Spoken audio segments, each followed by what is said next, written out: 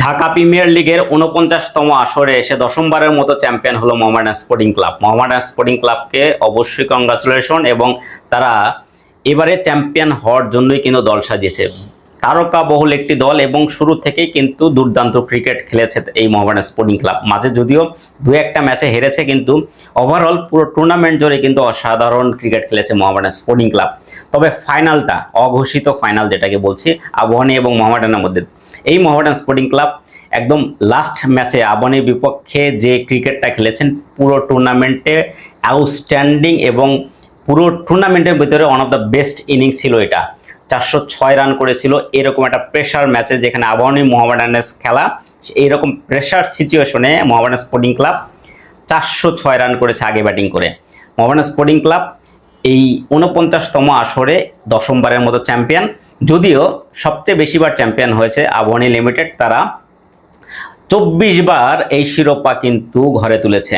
এবং সেই শুরু থেকে 1974-75 সাল থেকে এই ঢাকা প্রিমিয়ার লিগ যাত্রা শুরু, এবং প্রথম আসরেই চ্যাম্পিয়ন হয়েছিল তারা, যদিও তখন নাম ছিল আবাহনী ক্রীড়াচক্র। পরবর্তীতে কিন্তু সেটা আবাহনী লিমিটেডে পরিণত হয়ে যায়।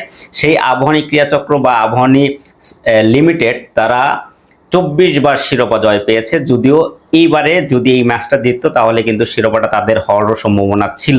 যাই হোক, টানা তৃতীয়বারের মতো চ্যাম্পিয়ন হতে পারেনি আবাহনী, কিন্তু আবাহনীও এই পুরো টুর্নামেন্টে দুর্দান্ত ক্রিকেট খেলেছে, এবং শুরুতে দুইটা ম্যাচ হেরে যাওয়ার পরে যেভাবে তারা কামব্যাক করেছে, যেভাবে ঘুরে দাঁড়িয়েছে পুরো টুর্নামেন্ট জুড়ে, তাদেরকে এই ক্রেডিটটা দিতে হবে।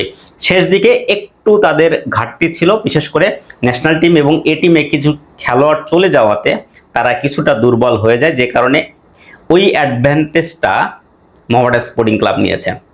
যাই হোক, ওভারঅল নামের পাশে এবারে শিরোপাটা মোহামেডান স্পোর্টিং ক্লাবেই থাকবে, এবং দশমবারের মতো তারা এই চ্যাম্পিয়ন এই ঢাকা প্রিমিয়ার লিগে। আবার অভিনন্দন মোহামেডান স্পোর্টিং ক্লাবকে।